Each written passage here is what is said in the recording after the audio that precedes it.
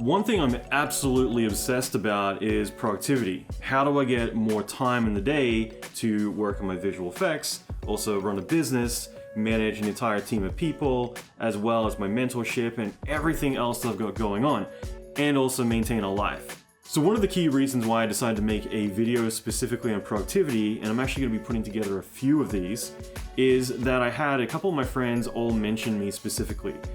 One of my friends was asked, how do you get so much done in a day? And he said, well, if you think I get a lot done, you gotta meet Allan, because that guy is the most productive person I've ever met. Now, I take that as a massive compliment, but the fact that I had multiple people mention this, it made me realize, well, for me personally, I feel like I could get so much more done if I tweaked this, and this. But at least for other people who are frustrating to get enough done in the day, instead of time to focus on the personal goals that they have, this is how we can start to curb the workload that we have, as well as figure out how to get more done and do it more efficiently. So I'm really excited to break down how exactly I get so much done in a single day, and I'm also going to later on break down how I use my calendar, how I manage my teams, every single aspect of what I do. But in this specific video, I'm going to manage the day-to-day. In other words, my to-do list that I look at religiously. So this is going to be a game changer, I hope, for a lot of us, and I'm really excited to share this with you after years of really perfecting the system that's worked so well for me.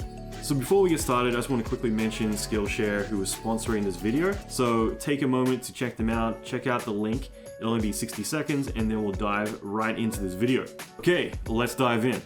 So really quick, I just want to thank Skillshare for sponsoring this video, and if you want to help support the channel and make sure that I can do future videos like this one, then take a moment to check out the link below this video. You're going to get 2 months free access to their premium level membership, which means all of their classes, all their training, all their knowledge is going to help get you to the next level in your career, as well as level up your skills. So I love all the classes on how to operate different cameras, as well as filmmaking in general, as well as all the creative tools, whether I'm learning Photoshop, After Effects, Max, Maya, Houdini, whatever it might be. They've got classes on everything that you can instantly access right now. So the best part is this means that you can log in, check out the things that you need a quick answer on, or if you want to get fully immersed and learn from the beginning to the end, everything on that topic you can. So there's so much you can learn on that platform, and it's definitely the Swiss Army knife of learning that you should definitely have access to. So check out the link below this video to get 2 months premium level access to their membership platform and every single class they have on it right now. So I've tried every system out there. I've experimented so much. I've done daily journaling. I've been using Evernote. I've used every single productivity calendar out there. I've invested thousands of dollars into different systems and trying to figure out how I can get more done. In fact, now that I think about it, I've spent tens of thousands of dollars on courses, and I've done everything I can to figure out how I can make more time in my day to get things done. So over the years, I've been perfecting this craft. I put a lot of time and effort into this. I even wrote a book, which you can download for free, on how to be a more productive visual effects artist. On top of that, I've interviewed some of the leading experts, such as Laura Vanderkamp, who's a New York Times bestselling author, David Allen, who wrote the Get Things Done book series, which has now been translated into I don't know how many languages. It's become a movement, and this is a TED speaker and a very acclaimed author. So David's been on my podcast twice, as well as Laura has as well, and we've talked about all these systems. And for me, it's always been my obsession. I'm always asking people who are more productive than I am what their secret is, because I'm always fascinated by this. So one of the things that I have now locked myself into is I use Microsoft OneNote, which you can download for free, to manage my day-to-day. Now, I've got different systems. I use a calendar, I use my to-do list. These are my two levers for a lot of what I do, but I also use Asana and a few other tools to manage my team, all my employees, and everything else. But that is outside the scope of what I want to talk about today, which is specifically my to-do list that I live in and day out. Now, the first time I ever discovered OneNote was at Activision. I was working on Call of Duty, and I opened it up to look up some internal docs that we had to check out. And the first time I ever saw it, it instantly clicked. this is the system for me. Just the setup, the way it worked really efficiently for me. But everything that I discuss in a moment, I want you to look at with an open mind about how you can customize it for your needs rather than specifically just needing to do what I do. Because like I said, this isn't a system that I sat down one day and typed up. This has literally been years and years and years of changing things, adjusting things, seeing things that work. And then the last 3 years, this has been my go-to system that I rely on every single day throughout the entire year to manage myself, to get the most done in the fastest time possible, and to maximize my output. So what you see on your screen right now is Microsoft OneNote. Like I said, you can download it for free. I'll link to it in the show notes. I'll also link to Laura Vanderkamp's episode as well as David Allen's, both their podcast episodes too, so you can check them out. On top of that, I'll also link to the book that I wrote called The Productive Artist. So these are all things you can download for free and check out for additional information. But one thing I will mention is that Microsoft OneNote, which again, I use the free version. I have Microsoft Office 365, but I still prefer the free version of it. Oddly enough, it's a little bit different and I enjoy it a lot more. But the way that I structure everything is that I used to set everything up in quarters, so quarter 1 of the year, quarter 2 of the year. These days, I just set up my entire year in weeks, because typically if you look at any calendar, it will say week 32 of the year, and you can easily look up what week you're on. But I structure it this way so it's easy for me to roll backwards and see what I was doing on week 5, week 6, all the way up to week 52. So that's typically how I structure it, and I have a template which I just copy paste into every single week to set myself up, and then I just work from that template the entire time. So the structure is pretty simple in terms of how I manage things, but it means that I can go back, and just recently I went back an entire year because I needed to look up some information about what I was doing on a specific date. And it was very easy to look back and look very in depth about what tasks I got done that day, what struggles I had, what thoughts were going through my mind at the time, what worked, what didn't get done, every single thing, because of this system. So it's very effective that way, but it's more effective at just showing me how to do what I'm doing every single day and get enough done, set myself up for success, which is the most critical part. So when we look through our list here, initially what I have is 1, 2, 3, and this way it's all ordered, but it's basically Sunday, Monday, all the way to Saturday. So this outlines what my days are like with a templated setup for every single day. But initially, if I just look at this week, then what I can see is just a quick overview. Because what I want to do is on Sunday, I want to start planning out my week. Usually Sunday night, I always plan the night before, and there's a lot of reasons behind it. Basically, it comes down to decision fatigue, which I may or may not touch on right now. But the main idea is I don't want to be waking up in the morning thinking, what do I got to do today? Because that is setting myself up for failure. It also means that I'm sitting down and wasting time trying to figure this stuff out, when I want to be able to get up and just get going at 5 in the morning every single day. So this is typically how I structure everything, is that I plan it all out either the night before or earlier that week, knowing that I can just wake up in the morning, look at my list, and know exactly what needs to get done, and I just go about doing it rather than wasting time trying to figure out what am I doing today and trying to figure out my priorities. So that's the big thing, is I want to get up and get going. So the way that I typically will start is I have this week, and that is the core where I can just do like a bird's eye view of what do I need to tackle this week? What are the things that are coming up? Maybe on Monday, I've got to answer all my email from the weekend. I've got to schedule some social media posts. Usually by noon, that's when I can start working on shots or doing meetings, whatever it might be. So bit by bit, I can start to block out all of these things until I've got a structured day of all the stuff that I need to get done.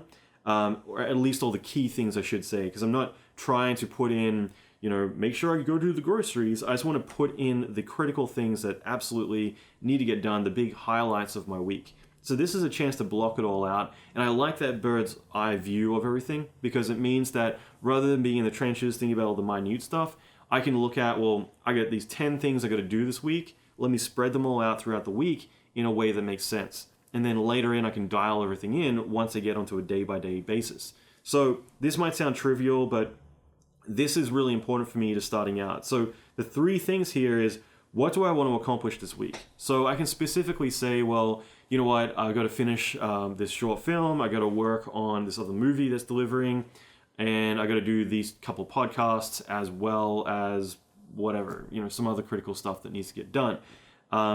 This gives me a chance to kind of write down like more of a feel or a vibe for the week. I can say, well, the main thing is I'm going to be doing a lot of shot stuff, and I want to make sure I don't get distracted with meetings and everything else coming up. That might be the main thing, but I block out the key highlights or the tasks that I need to get done. And then finally, at the end of the week, I can go back Friday afternoon or Saturday afternoon, and this is a chance to write down how the week actually went. And this is just really good because it's the bird's eye view. It's the 30,000 foot view looking down as a manager of myself about what needs to get done and then what did get done. Because it's good to look back in hindsight and say, well, I had 5 key things or 10 key things I wanted to get done that I listed here, and I didn't get all of them done. What happened? Because it's very easy to look back and say, well, I miscalculated how much time it would be, or client came back with feedback. All of these things are valuable lessons, and the more that I can kind of list what happened, like why this went this way, the better, because it helps me understand, well, if it was that the client came back with too many changes, maybe that's a failure on my part that I need to go back and look at, well, what questions was I asking, or what did I communicated or promised them that I under-delivered on, or delivered the wrong thing that they need to come back so many times. If I make sure I align my vision with theirs and also make sure that their expectations are matched with mine, then it means that there's probably going to be less revisions along the way. Things like that just help me get a better understanding about how next week I can crush it if this week I didn't really hit it as hard as I could. So again, having that aspiration, which is the first part, but then also the hindsight, looking back at that reflection, in other words, of everything. And then my task list for every single day. So aspiration and then reflection are really key aspects to this. But beyond there, that's when I want to go into blocking out all my days. And this is a really critical aspect because it gives me a chance to really dial in my day. And some of this stuff, I'm just going to warn you, it sounds hokey or trivial. It doesn't sound like it's really going to make a difference. This is stuff that I use every day, and it might sound trivial, but for me, this is what's been working for so long. So this is just a chance for me to jump in and set myself up for success and make sure that I avoid failure along the way. So looking at any given day, they're all the same. They're basically saying, what's the theme of the day? What are my 3 primary tasks that I want to get done today? In other words, what are the 3 things that if I got these done and nothing else, I would be satisfied with my day? Because that's the critical thing to look at. It's very easy to put lots of stuff on our list and feel like, wow, I'm going to crush it today. And then we feel like a failure because we only got 80% of that done. And the math is wrong. For instance, we might put down 3 days of work, but because we're not managing ourselves properly, we get 2 days of work done. We feel like a failure because we only got twice the amount of work done that we're humanly capable of doing. So again, we don't want to set ourselves up for failure. We want to set ourselves up for success from the ground up. Going through these, one of the key things to look at is the chores and other tasks. Again, if I had planned to show this with other people ever, I would have written sexier words and made this sound a little bit more interesting, but this is what I use every single day. So chores and other tasks is really where I start with. This is where I sit down and say, what do I need to get done today? Maybe I need to reply to email, and maybe I want to get more specific than that and say, with email, I need to reply to Andrew Creamer, Raf Grizzetti, a couple other people that are right on my list that I got to do this morning. I have a proposal for Autodesk I have to send out. There's a lot of different things that I got to do. So getting specific about this is good because it means I can check these off as I go. It also means I got all the arbitrary email that I usually have to reply to, but this gives me a chance to be able to dial in specifics, like really important ones that I want to make sure that I get done, on top of the other stuff that's floating around in my inbox. So being specific is really good. And the way that I can do that is I can do this with tabs. I can indent everything and bullet it all, set this up with checklists. So if I hit like Control 1, it will create a little tick box, and I hit Control 1 again, it ticks it, or I can click on it myself. But this is a way that I can set that up so that way I can work really efficiently with what I'm doing. Another way I like to mark everything off is using Control and the minus key or the dash key, which just simply crosses it out. So however you like to work, there's lots of different variations, but the main thing is that as I go through this, I want to tick these things off. Why? Because it's good to see my progress and be able to look back and reflect, as I mentioned earlier, but also you get that dopamine hit from accomplishing a task. And it feels really good to be ticking things off, saying done, done, done, done, done, and getting that hit. And I make sure not to cheat myself from this because there is science behind this that by ticking a task off before it's actually accomplished is actually taking away from you actually feeling like you need to do it anymore. In other words, you mentally feel like you've already done the task, you got the dopamine hit already, so therefore the urgency kind of goes away. So I feel like I want to make sure that I'm ticking things off as they're completed and not ahead of time. Like I said, these are such small little trivial tweaks, but these are the things that extra 5% bump here, extra 10% bump there, is how all of these things together is how I'm able to crush it every single day. So the key thing here is that I'm listing all the chores and other tasks first. This is usually how I start off. It's a complete brain dump. This isn't me scheduling anything. This isn't me saying 3 p.m. I'm going to do this. I'm literally doing a brain dump of everything that I need to get done that day. So David Allen, who I mentioned earlier, who wrote the GTD method or Get Things Done method, he talked a lot about this, where he says that your brain is for creating ideas, not storing them. And I couldn't agree more with that. I'm constantly writing down notes in so many different places, but having them in a place that I can at least feel comfortable forgetting about it and going on with generating new thoughts rather than trying to store things up here and trying to remember everything makes me feel better about my day. So that's why I have this, and I also have other areas that are more of a scratch pad that I can dump ideas into when I need to. And it allows me to focus on what I need to get done and think more freely rather than trying to remember all the things I got to get done that day. Typically, if you ask me, what do you have planned today, Alan? I'll say, I don't know, I got to check my notes. In other words, I need to look at one note to tell me what I need to do that day. And this is a major relief knowing that I've got that, because it means I don't have to worry about it, I'm more responsive. It means when I'm in the trenches, in other words, when I'm doing, and I always look at myself as either the artist or the executioner, the someone who actually does stuff, or I'm the manager. And I'm always jumping between those two roles, whether I'm managing a team or whether I'm managing myself, and I can't do both at the same time. So when I'm doing, in other words, when I'm executing and trying to get things done, that's when I don't want to have to think or worry or make decisions. It's more about just going through the list brute force and getting things out of the way, and then I can switch the hat back to being a manager and start figuring out what else needs to get done. So those are the two modes that everyone needs to function in. This isn't just for managing your day, this is with everything. Unfortunately, a lot of the time we like to be the artist and not worry about managing ourselves, which is such a critical part.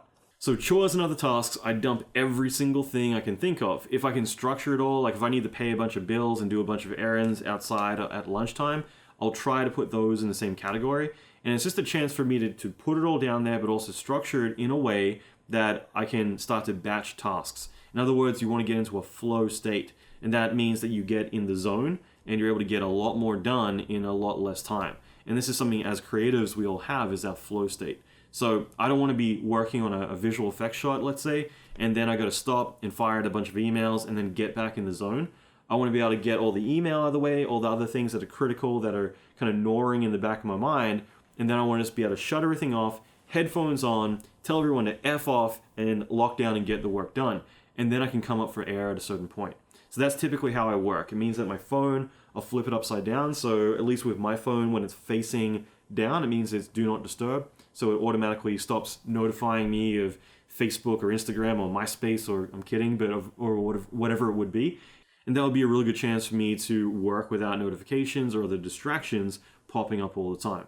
So once I've written down all the chores, all the things I got to do that day, the next thing that I want to do is I want to go upwards. I know this is kind of counterintuitive, but I start with dumping in all the chores and tasks, doing a complete brain dump of everything that I want to accomplish that day. I haven't assigned a task to myself yet, but I've got it all there. I can start to prioritize it all, choose what I want to get done, all that kind of stuff. But from there, I scroll up to the top and I say, what are the 3 primary things that I want to get done today? In other words, I would be satisfied with my day if these 3 things got done and nothing else did. So otherwise what happens is, psychologically, what we end up doing is we end up creating a lot of busy work for ourselves. There's typically things that we want to do, and we're like, man, I don't want to reply to that email, or I don't want to take care of the thing, I don't want to get on the phone and make that call to the bank.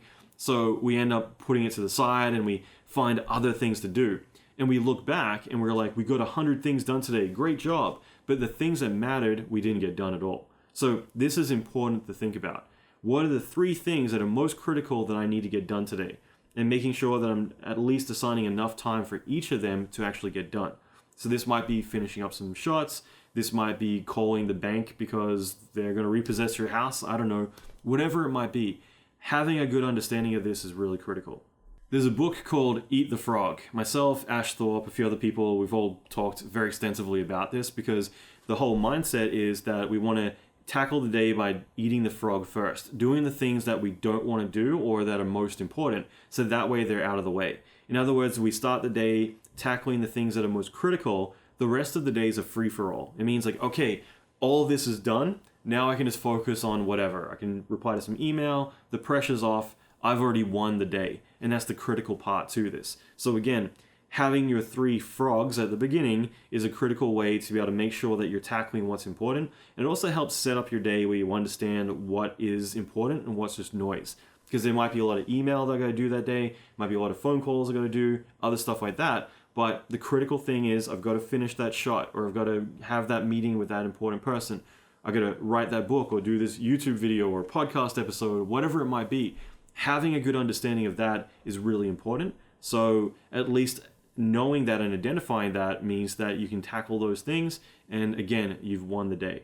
So once I've done my brain dump, so once I've done my chores and tasks, and I've also listed or identified the top 3 things that are really critical I got to get done that day, it gives me a bit of clarity about what today's about. So that's where I fill in the theme of the day. And again, this is where I'm going to point out that this might sound like, really trivial, like who cares about the theme of the day? I just got to write a checklist and I'm done. And it's not the case at all, because the thing is that I want to, at a glance, have an understanding of the vibe for my day. Like I said, it sounds really trivial, but for me, this is so important. So for instance, today is Monday for me. So I know from 1 p.m. to 6 p.m., I have back-to-back meetings every Monday. They're with my team as well as key individuals as other meetings that I do. So it helps me to identify when I write down my core tasks and my primary things I'm going to do. It helps give me clarity that I know from 1 o'clock to 6 o'clock that my entire day is going to be back-to-back meetings and I'm not going to have any time to actually be productive myself. So that means that I've got to hit the ground running first thing in the morning. And again, knowing that, putting theme of the day, it helps me say, okay, I got to work on a short film. There's a couple of shots I'm doing for someone's film at the moment. And I also need to put out a YouTube video, which is this one here, as well as organize some podcast outreach. Okay, so those 3 things were the critical things I got to do today.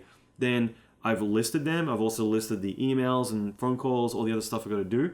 But then I can write the theme of the day that from 1 o'clock onwards, I've got back-to-back meetings, which means that the first 5 hours of my morning have to be absolutely critical to get those 3 tasks done, and then make some time for email and other stuff. At least by doing that, it means that at one glance, I can understand what today's about. Perhaps today is completely about just doing visual effects work. And it's don't get distracted, head down, ignore email, all other distractions, and just focus on getting shots out the door. If that's the case, then I can look at that at first glance and say, okay, doing 3D today or whatever it might be. So setting the theme is really important to kind of just more summarize or make you aware of the day, the tone of the day, all the critical things that are really setting yourself up to hit the ground running at first glance. So that's the thing that I look at when I first wake up in the morning is what's the theme of the day. So I want to summarize what today's about. Some days are going to be all over the place, others are going to be laser focused. Got to finish the book. So this really helps with that. So one thing I want to mention ahead of time is this might sound like a lot of work. This is about 5 minutes of work every day.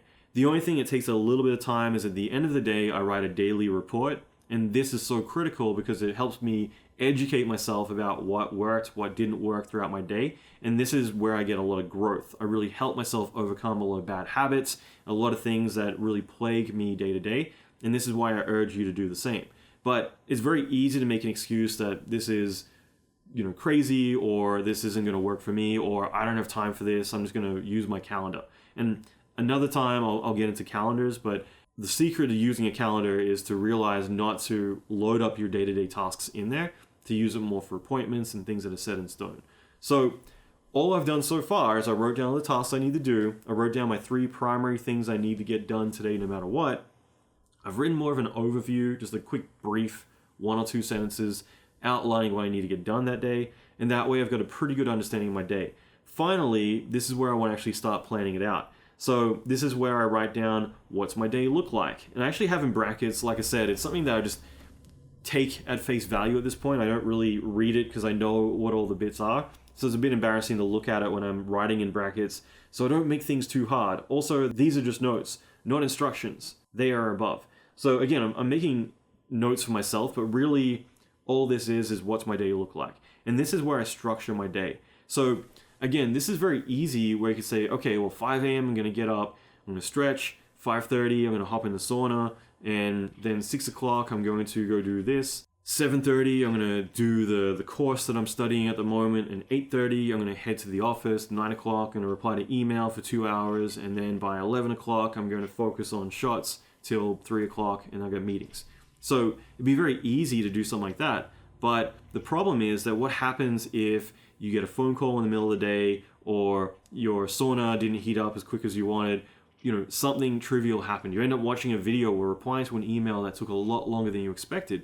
Suddenly what happens is your entire day is derailed because now you're an hour behind, and then this other thing took a little bit more. Suddenly you're 2 hours behind and you're not going to get everything done. This is a disaster waiting to happen, and it happens so often. So this is where it's really critical to think about this and realize, well, if I'm assigning every single hour, and this is why calendars don't work, is that if I'm assigning every single hour, then it's very easy to fall behind or not have space in there for the unpredictable things to happen. So there's guys like Bill Gates who actually rely day to day on their calendar to get everything done, but it's because most of what they're doing is just non-stop meetings throughout the day. So if their meeting goes over or they got to skip something, it's fine. It just happens and they move on. They're not the ones physically doing the work. So again, something that I'll just kind of elaborate on is the way that I use my calendar is my whole rule is if it's not in the calendar, it's not going to get done. Meaning that I put in things that are concrete, such as meetings, phone calls, other critical things, such as right now I'm meant to be in San Diego, but with COVID-19, I'm obviously not there. Which I'm really annoyed about because I was meant to meet Arnold Schwarzenegger and we're at an event with 10,000 people. So that would have been really cool to have that opportunity. So, c'est la vie. But at least that things are in my calendar, so that means that I know that this week I can't book any appointments or do anything like that. And also no one else on my team would schedule any appointments as well, knowing that I'm out of town. So having that in there locks it in. It means that I'm also committed to it as well. There's been times where we've had staff meetings, internal meetings, that I haven't shown up for, and it's because it didn't get scheduled in my calendar. And that's where I get to unapologetically say that you didn't schedule it, so I didn't show up. So in other words, I'm always going to be a slave to whatever's in my calendar, but if it's not in the calendar, it doesn't get done. Now this is where I have my day-to-day to-do list, which is exactly what we're talking about now, and this is where I'm in the trenches doing all these other tasks. But this is how I come up for air, and I can look at the calendar to have foresight into the big things I need to do. But that's where I'm not bogging myself down with trivial things like gotta reply to email or work on this shot. It's only appointments and other critical things like I'm out of the office for a few days, whatever it might be, that I need to communicate with other people, and also so I can see that these things are coming up. So hopefully that makes sense. This includes podcast interviews I'm doing with people, or meetings or phone calls or whatever it might be. So what my day looks like is exactly where I schedule everything, but I don't do it by hour. I'll typically do it in either phases or chunks, however you want to call it. So in other words, chunks would be 5 a.m. to, let's say, 8 a.m. and then 9 a.m. to 12 p.m. and then 1 p.m. to 3 p.m. and then 3 p.m. to 5 p.m., whatever it might be, however I want to structure it depending on what my day's like. But that's where I can list a bunch of tasks. Maybe some things I get done quicker, maybe some things I get done a lot longer, like they take a lot longer to do, but this allows me to have chunks of time. So if I'm working on a visual effects shot, anything in 3D requires 100% attention, and it's always going to take longer than you expected because nothing ever goes right in 3D. So if I'm working on a 3D shot, I'm never going to allow anything less than 3 hours to work on something because I know I'm going to need that attention and focus on exactly that. Whereas maybe email, I could be doing that while I'm also responding some messages and other things. I can batch all those things together. If I have to go out of the office to pay some bills and do some other stuff, typically I'll try and round all those into the same hour, and that way I can do all of that at once. These things are really critical to allow me to set myself up. So even if there's a meeting or other things coming up, I'm always going to put buffer time in there just in case the meeting goes over or there's other additional things that need to be taken care of. Sometimes I got to stick around and have a personal call with someone after the meeting, things like that. So I'm trying to set myself up for success here, not overload myself, trying to feel really good about myself, adding too much stuff to my list, so that way I can make sure I get more done. I would rather put less stuff on my to-do list and get it all done than to put too much on my list and then feel like a failure at the end of the day. The best thing is if I got everything done, I can always then go back into my chores and tasks area and see what it was I hadn't assigned to my day. I can go back and add those things on. Because it's always going to feel great saying, man, I crushed it today, and then I also got some extra stuff done that I didn't even intend to do, rather than feeling like a failure because I set myself up from the beginning with too much stuff to physically get done in the day. That's the critical thing here, and that's why I have this list, because this means that I'm setting myself up right. So one thing I just want to roll back to for a second is the chores and tasks. The way that I'll do it is I'll write down every single thing that I want to do, but then what I do is I go back and I write an estimate next to every single one of them, just in brackets, just to showcase how long each task is going to take. So that's a really critical thing because it helps give context to it all. I might say, well, I got to spend 2 hours replying to email today, and then another 30 minutes at the end of the day. I got to do this 3D shot, that's about 3 hours. I've got to write this article, that's another 3 hours. By listing all these things, it gives me a bit of clarity on how long all these things are going to take, and then accumulatively, in other words, all together, I can look at this and say, well, that's actually an 18-hour day. Maybe I should try and lessen this or not put so much on there, so that way I can roll back and add more things if I need to later on. So again, setting myself up for success. So listing the tasks, but then having an estimate of how long they take is really good. The other thing is later on, we're going to go back in and we're going to then write down what we got done and what didn't get done and why. And the critical part of that is because it helps us understand maybe we're not estimating our time properly. So this is a really critical thing. It was probably when I was like 19 years old I started doing this, and I went from being a good artist to, I feel, an exceptional artist in the sense that I was crushing it every day because I got better at estimating my time. Before that, I would tell people, that's 30 minutes of work, and it would take about 2 or 3 hours. And producers would get really annoyed with me because I said 30 minutes and it ends up being 3 hours. So they're promising their clients a certain amount of time. So the more that I was able to start saying that's 30 minutes, and then I realized it takes 2 hours, let's say, the more I would start to realize after a while that I'm obviously underestimating how much time a task takes. So the more that I would do that, the more that I would log it, the more that I would pay attention. And this is the thing, like, talking about 19 years old, obviously I've been tracking my time for a very long time. So there's a reason behind that. And there's a reason that it works. But by doing that, it meant that I was more efficient. It meant that I was able to estimate my time properly. So unless you start tracking your time, and as Pete Drucker always says, what gets measured gets managed. In other words, the more that we measure all the things we're doing, the more that we're able to see the data and understand how we work or where we're messing up. Maybe it is that later in the day you start to notice that your energy levels start to drop and you're not getting as much done in the afternoons. After a couple of days of writing that down, you'll start to think, well, this is actually a problem. I'm really productive for the first half of the day, and then after that, I seem to just kind of slow down. I'm working about 30%. So what can I do to fix that? I've definitely been through those phases, and that's when I start realizing maybe I'm dehydrated. Maybe I got to go and do some push-ups just to get my blood pumping again. So this is really important to start to understand where your shortcomings are, and that will help you be able to overcome them and become more and more efficient, more productive in your day-to-day life. Just to recap for a second, because again, this sounds so trivial, like, dude, I'm just going to write a to-do list. I don't need to have this stupid stuff. But this is what works for me, and I encourage you to make it work for you. So certain things you might want to change or certain things you might want to add. For instance, maybe you work out a lot more than I do. You might want to be able to track all that. Perhaps this is a place to do that. Obviously, we have apps and things like that, but it's sometimes good to have it all here, and then you can write it all into the other things from there.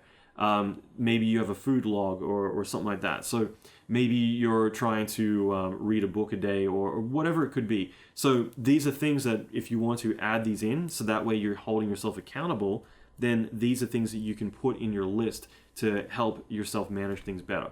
Maybe it is just simple things that you want to write down to, help encourage you every day, such as a aspirational quote or something that you want to write down every day just as something to log.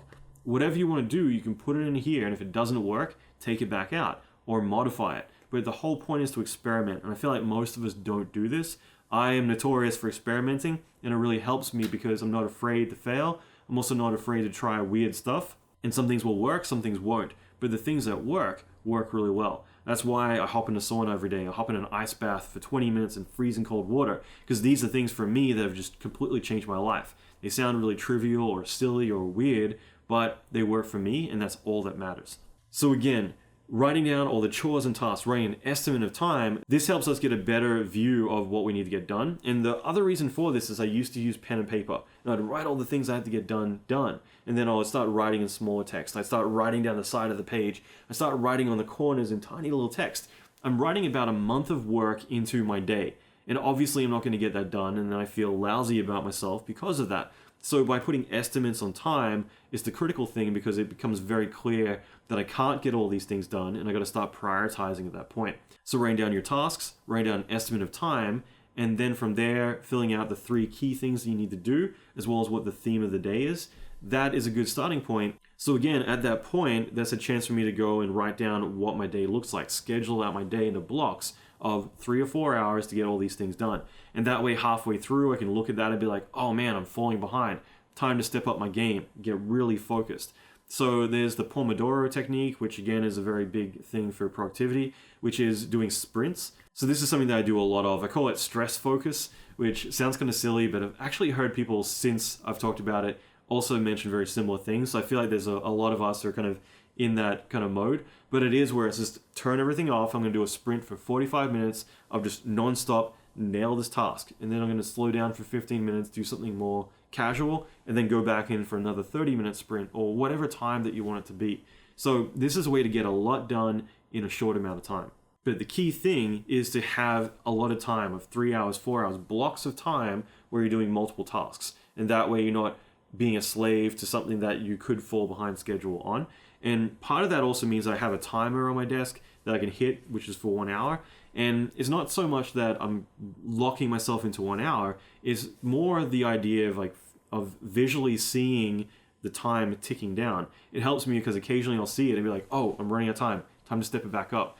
Because we do get in those modes where sometimes we drift off, or we start chatting to someone and we forget the priorities that we need to focus on. So really silly stuff that I do is I might put reminders on my phone. I don't do it these days, but I did do it for a long time, where several times throughout the day, I would have this daily reminder pop up saying, are you doing actual work? In other words, is the thing that I'm doing absolutely necessary? And this didn't mean that I was chatting with friends or things like that. It might be I was doing 3D, I was doing shots, but I might have just started to work on something and just kind of tweak the chamfer on the edge a little bit and start getting really stuck in things that weren't really moving along. In other words, I was kind of like nitpicking things that weren't really necessary. So when I have that reminder pop up, it's like, you know what, this is good, time to move on to the next thing. So it helps me kind of realign or course correct when I need to. But this is the thing that I look at every day. It's like, what's my day look like? This is the thing that I'm looking at and I have open on my desktop and on my phone all the time. And I'm looking at this and I'm constantly checking things off and moving through my day. So all the other stuff helped me get to this point, and it helps me have context at the beginning of the day, as well as know what my priorities are, and also have extra chores and tasks if I need to go back and get more. But most of it is locked into my schedule, my daily tasks that I need to get done. So this is how I'm working every single day, is what's my day look like once I've gotten to this point. But I've done it in a way that prevented me from overloading my day and derailing my productivity by staying focused, knowing that the time every task is going to take and what I'm committed to is going to work out. Finally, there's a couple other things that I have on here which again sound so trivial, but these are the things that really move the needle. So what are the things that could go wrong today? This sounds so weird, but this is such an impactful thing that I ended up putting on there one day after having a few bad days, and then I realized this was such a game changer for me, and that is to be conscious and aware of the distractions that are likely to come up. So I might be working in a studio where there's a lot of people who are chatty, they keep coming to my desk, and 30 minutes go by here, 20 minutes there, 45 minutes there. 2 hours of my day goes to people chatting away at my desk.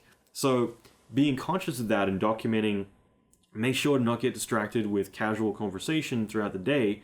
Little things like this, or make sure that I don't get stuck on Facebook, commenting on stuff or whatever it might be. This helps me because by writing this stuff down, by addressing or identifying what my distractions are going to be, it really helps, because by doing that, then when I have someone come to my desk and be like, hey Allan, what are you up to? And start chatting away, instead of me chatting for a while and then later after they leave, I'm like, oh, damn it, like I just lost 30 minutes. Instead, very early into it, I start to identify and I'm aware that the fact that someone is taking up my time. In other words, by addressing it, by making it a thing, it's easier for your brain to identify it. There's your reticular activation system, or RAS, and what this is your brain can't take on every single bit of information around you. It's too much information. So that's why we have paralysis analysis. In other words, we can't look and identify everything. So what our RAS, or reticular activation system, does is it filters out everything that's irrelevant, and it helps us be aware of what we should be paying attention to. So by identifying distractions, your reticular activation system is then able to identify, hey Allan, just FYI, these are one of the things that you put down on your list to not do. You're commenting and wasting time on Facebook. So you become a lot more aware of that than you would have been otherwise. So this isn't something that I use every day, but when I do know that a meeting might go for too long and to stay on point, and that is a really good one. Sometimes I go in with the intention that I want to get this meeting done as quick as possible and then move back to what I'm doing. Then it's important to do that. Otherwise, we might spend 20 minutes, especially lately. We are, definitely more casually chatting about all the craziness going on. And I think that's important as a team to kind of alleviate the stress and all the things going on. But let's say in other situations, maybe that's not the case, that we want to stay focused and we don't want to be chatting all the time.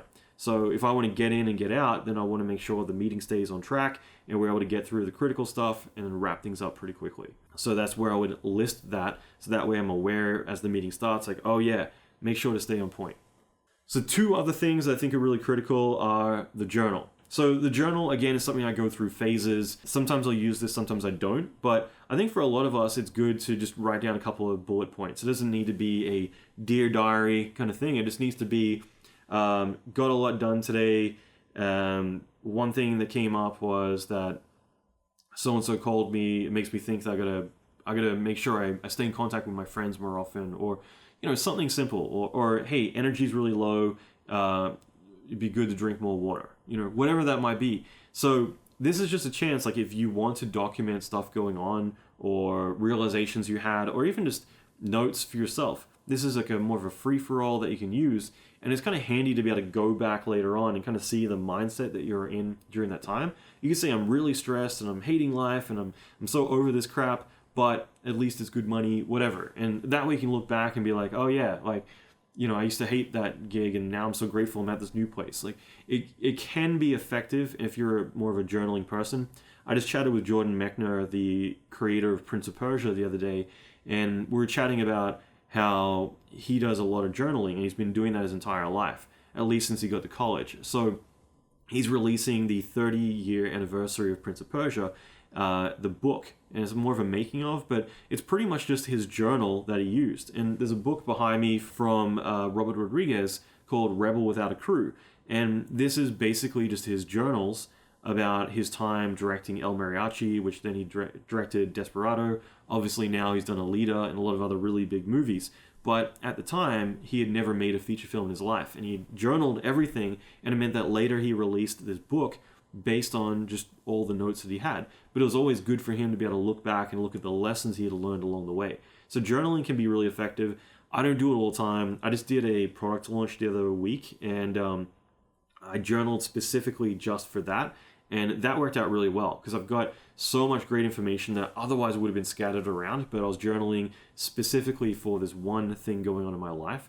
That worked out really well. But I don't always journal. I have it in there because I'd like to do it more, but I also have it there just as an option. Now, one thing, just to sidetrack myself for a second, but I actually had blocked out this whole thing on journaling in my list of stuff.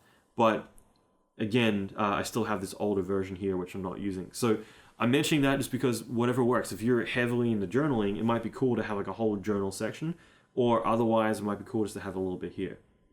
The one thing, like I said, all this sounds like a lot of work. It's about 5 minutes of work every day. It's not that big a deal. But the other critical one is end of day. And this takes a little bit longer. And this is something I mentioned before, that when I was 19 years old, I started writing down at the end of the day everything that got done that day, where my render passes were, what I did, what I didn't do, what I plan to do tomorrow. And this was really good because it helped me become more aware of all the things that were going on and to really remember them and reflect a little bit. Like I said before, reflecting is important. But it was also something that I shared with the producers and everyone else. So I'd email this around everyone. And no one ever really complained. I think there was one supervisor who was like, dude, why are you sending me this every day? And it's like, if you don't like it, delete it. But for me, it meant that I'm covering my butt. They can see how much work I'm getting done. No one's going to call me in the middle of the night saying, where's this render? Because I listed it all there. And it also helped me have a better understanding about what I plan to do the next day as well. So just in general, it helped me process everything going on. Rather than panicking and being scatterbrained, I had 15 minutes where I would end my day at 5:45 instead of 6 o'clock. And I'd spend that last 15 minutes reflecting on the day. And that became a really good habit that really helped me down the line. Now with this, it's a whole different thing where I'll write down reflecting on the day, what I got done, what didn't, why I didn't get done. But it's more of a chance for me to think about like, hey, you know what, like I got all these things done. It was a really productive day. I feel good. Tomorrow I'm going to plan all this stuff. And it helps me just kind of really process what's going on. And that's why these days I have a what got done, what didn't get done, and why, what task took what amount of time. So this is more me logging like, hey, I said I was going to get these 10 things done. I only got 8 of them done. This one took longer than expected. This is me actually looking at the data saying, I keep thinking the 3D stuff isn't going to take as long and it's taking way too long. I'm running out of energy here. I'm getting distracted with email over here. I always think that email is going to be a short thing and it always ends up being 2 hours. Then I'm exhausted afterwards. Again, decision fatigue. So what if I did an hour in the morning, an hour in the afternoon, whatever it might be. So this is a chance for me to look at everything that went on that day and to really understand like how I can improve myself. So again, all of this stuff sounds so trivial. It's like, dude, just write a task list. You'll be good. You're done. But this is how I'm able to start to grow and better myself. If I wasn't doing these things, I'd be setting myself up for failure. I'd be feeling lousy about my day, thinking I'm not getting anything done. Later in the week, and this happens so often, I'm like, I got nothing done this week. And then I go back and I start looking, I'm like, dude, I got so much done this week. I'm forgetting all this because in my head, I keep thinking I could be doing more. I could get more done. So this is the critical stuff to think about, okay?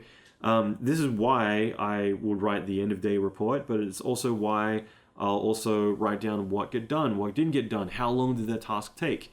So that way I can say, well, I'm managing my time correctly, or I didn't get anything done because, I got in a fight with the wife or something trivial. Whatever you can think of that might be a disruption in your life. By identifying these things, it's going to help you be better at handling those things. Realizing that, let's say if it was that case that you got to really stay focused today and you don't want to have any friction with people because it's going to affect your morale. So you're going to try to stay away from any drama and stay focused on what you're doing, whatever it could be. So this is really critical. It's not just about logging your day and trying to organize your day, but it's about growth, about understanding your behaviors, about understanding where you're dropping the ball, understanding where you're doing really well, and also being able to reflect and remind yourself that you are getting a lot done because what gets measured gets managed. So I'm looking back at what's got done earlier that week. I'm realizing I'm getting faster, I'm getting better, I'm getting more efficient with everything I'm doing.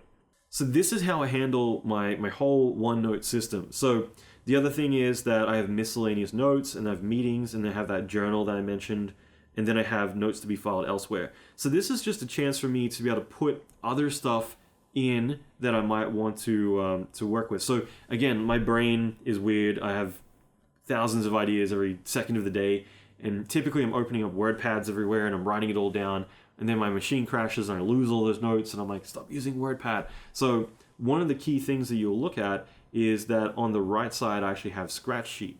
And this is where I can just write down temporary things that I need to remember. Just stuff that's popping in like, oh, email Tiago. Oh, do this thing. So that's a free-for-all that I can just dump stuff in there that is important. Maybe it isn't, but it means that I'm not messing with my main core list of stuff I need to do. But the other thing is that I can actually just hit Control-N and make a new note. And I can hit like Alt-Shift-D and that'll insert the date if I want to do like random and there's the date or whatever. I just want to throw like lots of notes in there. If I want to get messy, it's a way to be structured. It's really funny. My entire team are meticulous note takers. They're so organized. I'm not that way. I also don't want to be. And that's the thing too, is understanding my behavior, why I do things, what works, what doesn't work, really helps me be better at what I do. And the thing is, I don't want to go and make something in the right place, in a category and with all the tags and organize it all, because my brain does go crazy all day long and I'm constantly thinking about 3 different things at any given time. So that's how I work, and I acknowledge that. And rather than trying to fight that, I acknowledge that I'm not going to be organized because I need to just keep firing out notes and ideas and put them down somewhere. Again, just like David Allen says, your brain's for generating ideas, not for storing them. So again, I want to get them out of my brain and put them into storage somewhere, so that way I can just go back to thinking and worrying about what's important. So for me, I just have my miscellaneous notes and I'm just constantly throwing stuff in there.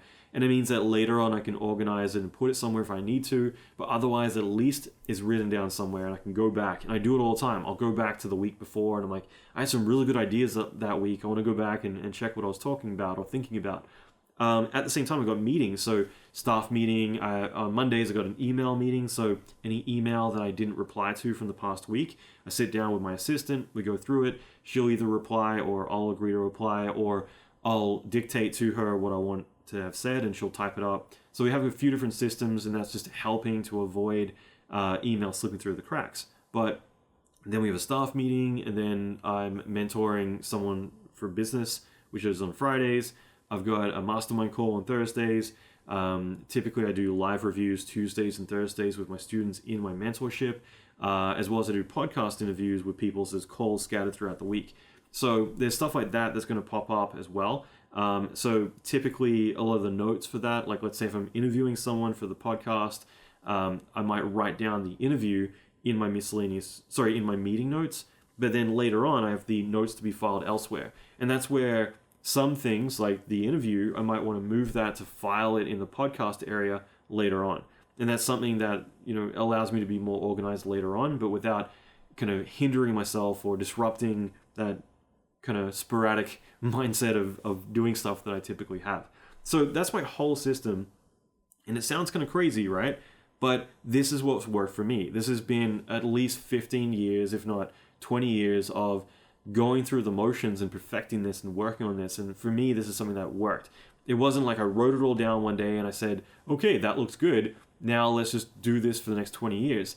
This is something where bit by bit, I'm trying things out. I'm trying to change things up to get the results that I want. And some things work, some things don't. If they don't work, I take them out. Other things I add in. The journal part, for instance, I don't really use too much, but I aspire to use it. I want to journal. I just feel like I don't have time. And that to me is something that I would write down, that I always feel like I don't have enough time, because it's good to be aware of that. It's good to be aware that you've got to make time for the things that matter, right? So the more that you do this, you're working on your behavior. You're able to take a step out and actually observe your not only behavior and tendencies, but also what's working and what isn't. And this way, the more that you're conscious about it, the more that you can change it. Like I said, early in my career, I was really bad at estimating time. So by being conscious of that and also monitoring it, in other words, writing down how long something was going to take and then how long it actually took, this got me better at realizing how long things take, but also how long it takes me. And also what are the distractions that come up, all of these little things. So they sound so trivial, but these are the things that are a complete game changer to just having a stupid to-do list and praying that it's actually going to work. So hopefully this makes sense. Like I said, this is one part of what I do, and it's not something that you just start doing right away and it all works. It's something you're going to need to work on to build that habit over 30 days. But what I do is I block out all the weeks in a year, and that way I'm able to look back and reflect on every single day. How did I do that week? So this is a chance for me to write a report at the end of the week on what got done. And one thing I mentioned earlier, actually looking at this week, was what I want my week to look like looking back. So that was actually not reporting on what I get done or what I got done, but it's actually more me future projecting. In other words, saying, I want to look back knowing that I got this, this, and this done. So again, it's more setting the tone, which is really important. So that way we're not just running around doing errands, but we're able to kind of realize, like, how do I set myself up to get the things that are really important done. I want to look back and know that I got these things done. I made sure I worked out 3 days this week, or whatever the things are that are important to you, because that way you're identifying what is important and it helps you prioritize things. So that way you are able to look back and feel good about your day, your week, your month, your year. I hope you got a lot from this. Like I said, this is the tip of the iceberg with this, because I'm going to also talk about how I use my calendar, which is a bit of a no-brainer, but most of us don't use our calendar right. But I also want to talk about how I manage other aspects of my life as well. So there's a lot of little things that I've spent a lot of time, effort, money, energy to really try and finesse and correct to get the results that I want. So bit by bit, I want to kind of instill those habits in you as much as possible. For me, my to-do list every day that I manage this way has been so critical to me, and this is why I wanted to bring this one up first before anything else. So I hope you enjoy this. I'd love to hear your thoughts on this. I know there's going to be some of you who are like, this is overkill, you don't need to do this. I just have a task list that I use every day, and there are so many of those like apps and things like that you can use. The problem is that I want to be able to monitor this. I want it to be shared everywhere. I want to be able to reflect on this very easily a year from now. There's a lot of reasons why this works, but also the questions that I'm asking, I'm not going to get in there about like what's going to go wrong today. And those are the sorts of things that sound so trivial, but once you trigger your reticular activation system to notice these things, then suddenly you're identifying those distractions before they come up. You're identifying that you spend too much time on email, so you got to wrap this up really quick or figure out a better way to get this stuff done. The more you identify those problems, the more that you can address them. Whatever gets measured gets managed, right? So thanks again. I hope you got a lot from this, and make sure to leave a comment. I'd love to hear from you. I won't ask you to like, subscribe, and do all that stuff, but hey, if you want to, if it feels good, do it. So thanks again, and I'd love to hear your thoughts though of what else you'd want to know, or what questions you have. And if you want me to share this template, I'm not sure if I can export it from OneNote, but if I can, I'd be happy to do that to help you get set up. Otherwise, I can write all this stuff down, put it in a PDF as an instruction set for you. But I'll link to everything in the show notes. Make sure to check out the Productive Artist book that I've written. I've also linked to David Allen's interviews as well as Laura Vanderkamp, and I've also got some other videos coming up that are related to this as well. Thanks again. I hope you got a lot from this. I appreciate you, and I'll see you in the next video.